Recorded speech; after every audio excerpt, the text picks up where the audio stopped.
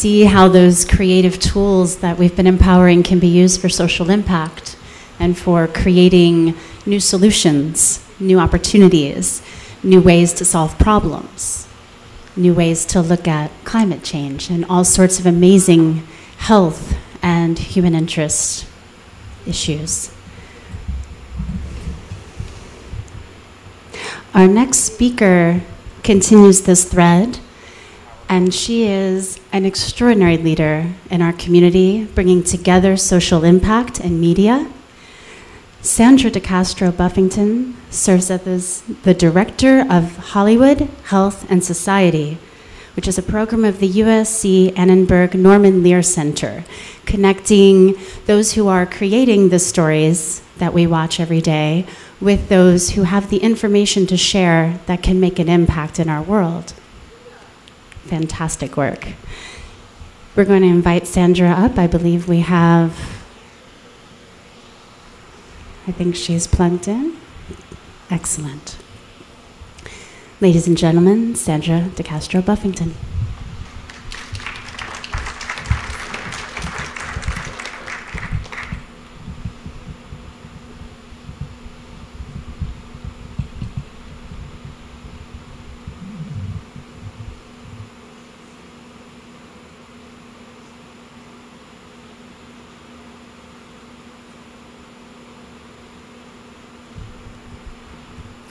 So hello, everyone. It's so good to see you. I'd like to thank Kate for this amazing opportunity to speak with you today.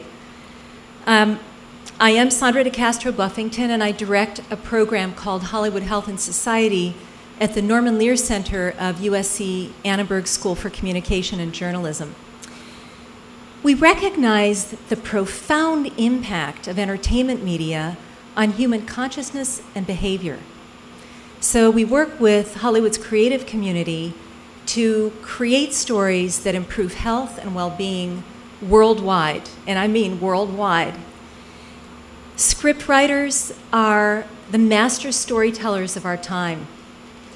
They're creators of our collective future, and their stories transport millions of viewers, probably billions of viewers around the world, and invent what happens in our culture. Anyone can make the simple complicated, but creativity is making the complicated simple. And that's from Charlie Mingus, the famous jazz musician. So Hollywood Health and Society actually takes the complex world of health and climate change and makes it simple and accessible to writers and producers who are creating the storylines on the major shows we watch every day. So let me just give you an example first, and then we can talk about how we do this. So I'm going to show you a short clip of a storyline on private practice. It's a story about addiction, intervention, and recovery. And we connected the writers and producers of private practice for this episode, Who We Are, with experts in these topics to come up with this story. So let's take a look. Okay, so I'm going to start again because we don't have any sound.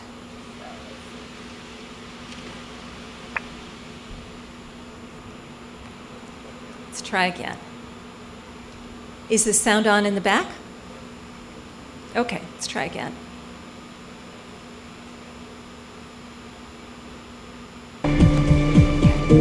Can we talk to you for a minute?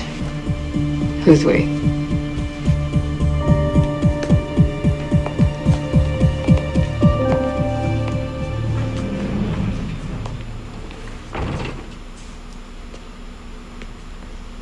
Hello. Hi, Amelia. I'm Lenny. Does she have a brain tumor?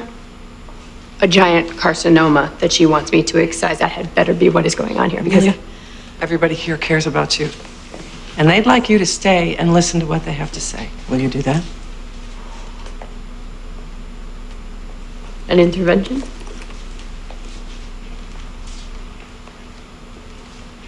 An intervention. Okay. community, all right? The whole disease model comes from AA, where the first thing they try to do is get people to admit that they're powerless against their addiction. Because drugs function differently in their bodies. Addiction is a threefold disease. It's a disease that doesn't fire up unless you take the drugs. Amelia has control over that, right? I mean, she made a choice the first time she took those drugs, just like she has a choice today. Wow.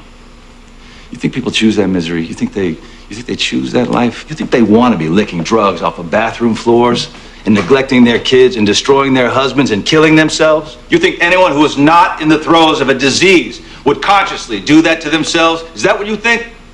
Jay.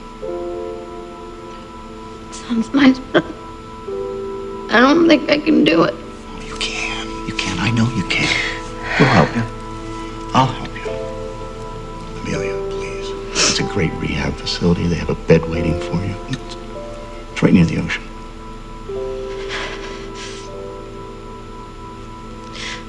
Will you come too? I'll come see you every day. I will. I'll be there. I'll be there. I will.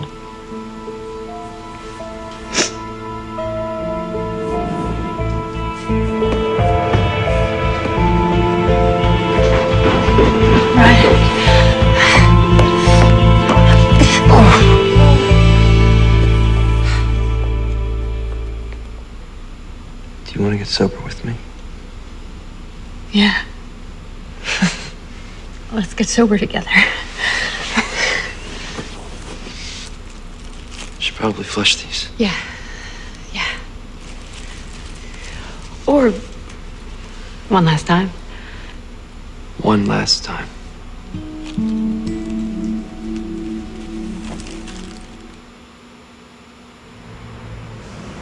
What now? Now you have to cut her off. When Amelia calls, and she will call, unless she's ready for help, you don't give her a ride. You don't give her money or a place to stay or her job back. The only call you can respond to is Amelia calling you for help to get off drugs. That's it.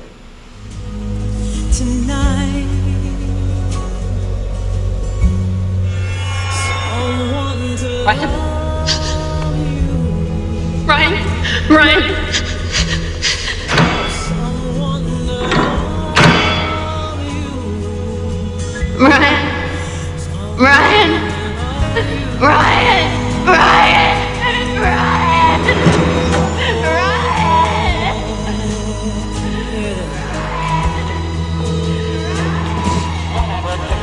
Ma'am, do you know where you are?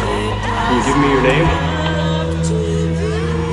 4 kids, 2 boys, 2 girls. You can't die because we're getting clean around your family. Ryan.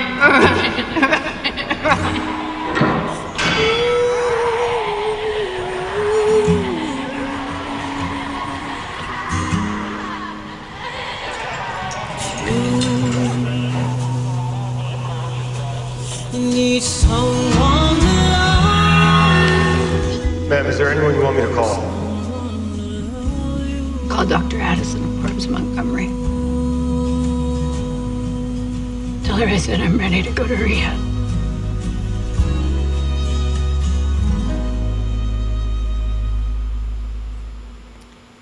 I still choke up. I've seen this so many times. This just won an award this week, a Sentinel for Health Award. And now let's look at a PSA we helped put together. If you or someone you know is suffering from addiction, please call 1-800-662-HELP or visit the website below.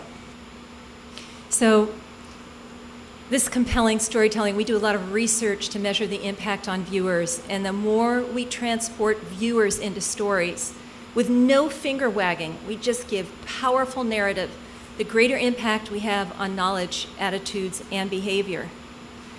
So we don't just do one of these. In the last 2 years, we've had 384 different health storylines air on major TV shows. We've worked with 75 different shows across 31 networks in the last 2 years, and we've been in operation for 13 years. We placed over 1,300 web links on these shows' websites. We do a lot of transmedia, so we use the storyline in these TV narratives and movies to drive viewers to multiple platforms, whether it's Facebook, Twitter, websites, to credible sources of information. So how do we do this? It was interesting hearing Kate open today because she's talking about people who are really motivated to change the world. We work with writers who don't ever think about changing the world. Some of them do, but I would say the vast majority don't. What we know, if you ask writers and producers what their goal is, most of them will say something like, to tell the most compelling story I can.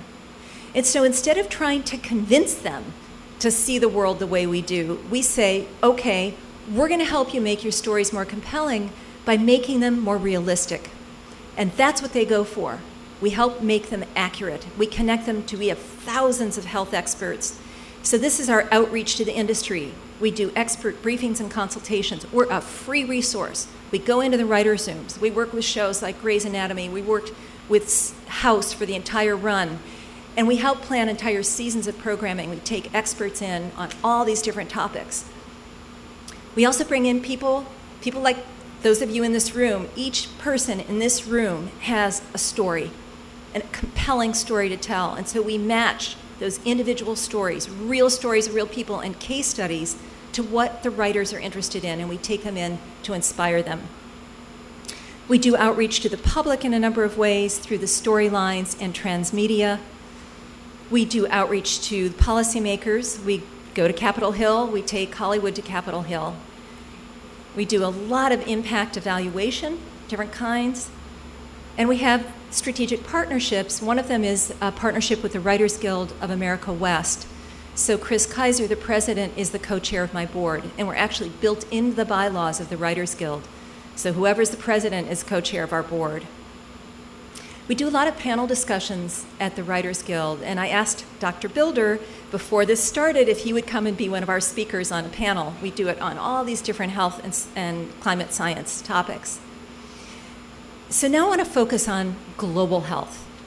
About 3 years ago, I got really interested in motivating the writers in this town to write about global health and the interconnectivity of health around the world. In 2009, there were only 3 global health storylines in the top 20 scripted shows because we do a lot of media mapping. So we started pitching, we don't advocate for anything, but we started bringing in the most interesting global health experts we could find. House loved this, all the creepy, crawly diseases, the exotic diseases, the things that we don't normally hear about. We had a 7-fold increase in the span of 4 years. It was a 667% increase in global health storylines. Thank you. It makes me want to cry because that's my field, global health. That's what I did for decades before I moved to LA, so it's really meaningful. But then I thought, you know what? Every health storyline should have a global aspect. So I decided the best way to do this was to take writers and producers overseas and give them direct experience. So I took them to South Africa and to India. We had 3 separate trips. We went into brothels. We met 200 kids rescued from sex slavery. We went into huge public hospitals. We went to the 2nd biggest city dump in the world and met, well, this enormous community of hundreds of thousands of people living off the garbage. We met people in small rural clinics, mobile clinics, and we went to a TB support group from people from all over Africa. This had such impact, it changed the lives of these writers. They came back with post-traumatic stress, okay, that was number 1, but then their writing changed, and I'm just gonna show you a very short clip, not of the storyline, you'll see a little bit of in the background, but Carol Barbie, who's the executive producer of the Fox hit show Touch. Has anybody here seen Touch? Okay. It's a story about the interconnectivity of people around the world. And so she wrote a series of stories, episodes, on our trip to South Africa. And I'm going to show you a little clip of Carol talking about her inspiration for a story called Safety in Numbers. And it was a story we heard from a woman in South Africa who talked about their community solution to violence against women. And she'll refer to a Writers Guild trip in this clip, and she means a Hollywood Health and Society trip that we did in partnership with the Writers Guild. Here we go. One of my big inspirations for Safety in Numbers was I had been lucky enough to go on a Writers Guild trip, and they took me to South Africa. So I was really struck by the people, and I was actually told one of the stories that ends up in this episode. There's a lot of domestic abuse in the settlements, and they would tell me a story about how the women banded together at one point, and although they couldn't overpower this man who was abusing this woman, they all banded together and they just started beating pots. It's all they could do. They just stood outside the house, and when they did it, it was shaming the guy. It was saying, "We see you, we all see you," and he stopped. This is very cultural, this idea of banding together and doing this kind of protest in these ways. So literally safety in numbers. They kept one of their own safe by numbers.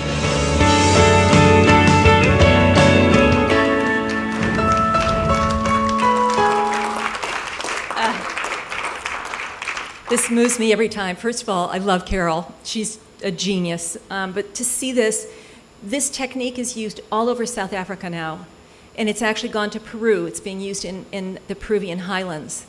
So we don't even know yet how this impact is going to roll out around the world. When I came back to LA from India and South Africa with these writers and producers completely transformed, I thought, if this can work overseas, why can't this work in LA? So I started a story bus tour series thanks to support from the California Endowment. And we've had 2 tours, our 3rd one's coming up.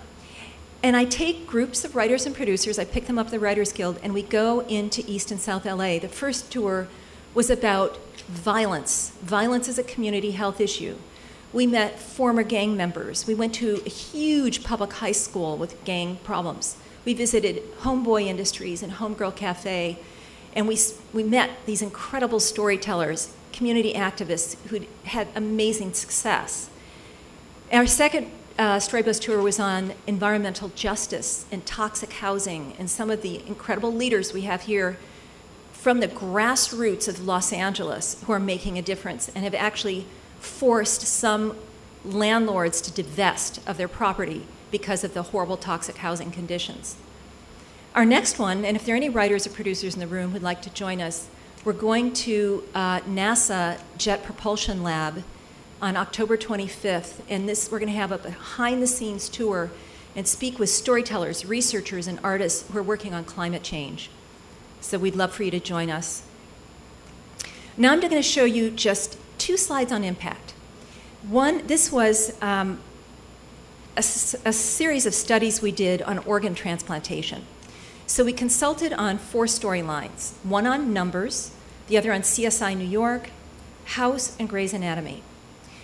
So we do pre-tests and post-tests. So we found out that across all 4 episodes, viewers had significant knowledge gains about how to sign up to become an organ donor. That's the top half of this little chart. But the bottom half is the behavior change. Over 10% of viewers of the storyline on numbers actually signed up to become organ donors as a result of seeing this TV show once. Now, we had a panel last year on organ transplantation. There were 50,000 people on a waiting list for a solid organ. So when you think of the power of television to get people signed up to become organ donors, it makes a huge difference.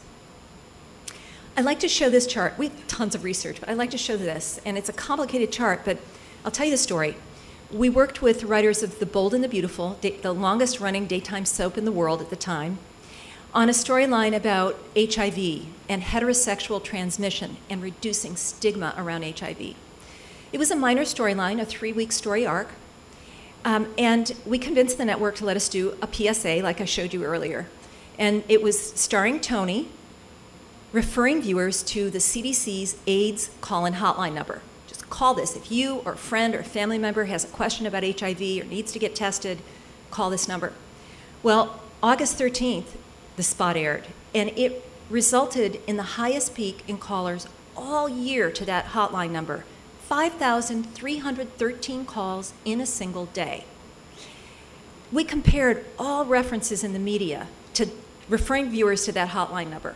So you can see, look at the little small beep here of the 60 Minutes special referring viewers. Hardly had any impact. The Surgeon General's campaign referred viewers. A little bit of increase. All the way to the end on the right, MTV had 2 very hip, cool, creative specials. They had a peak. And then the highest second peak was the national Get Tested campaign, very highly financed in every media market in the country. Nothing came close to a minor storyline on The Bold and the Beautiful. Nothing. So if you think advertising's powerful, forget it. Think storytelling and think TV shows. This is what transports viewers. We do a lot of transmedia. I'm not going to show you a clip from Parenthood. We work with them a lot, but we do an expert speak column. So every single week we have one of two experts writing a column on the show's website. And they're talking to parents and families and fans about Asperger's, which is the main character, little boy's condition. So we get a lot of content that way, dialogue.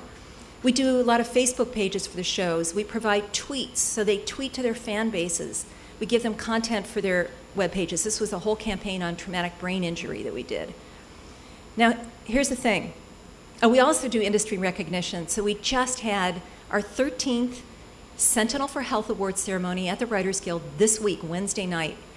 And these were the winners. And you might be seeing more press coming out about it. There'll be a big announcement in the trades, in Variety and The Hollywood Reporter. So this is one of the ways that we reward writers for their extraordinary work. The main thing is, we're a free resource. We have only 9 people. We don't take any money from the industry. We don't take any money from pharma companies or the private sector. We only accept funding from government and private foundation funding. And it keeps us neutral. We don't ally ourselves with special interest groups, no matter how much our goals are aligned with them, because we don't push an agenda. We're inspires and catalysts for the industry of stories that make a difference. Creativity takes courage. Everybody in this room is creative. Thank you so much.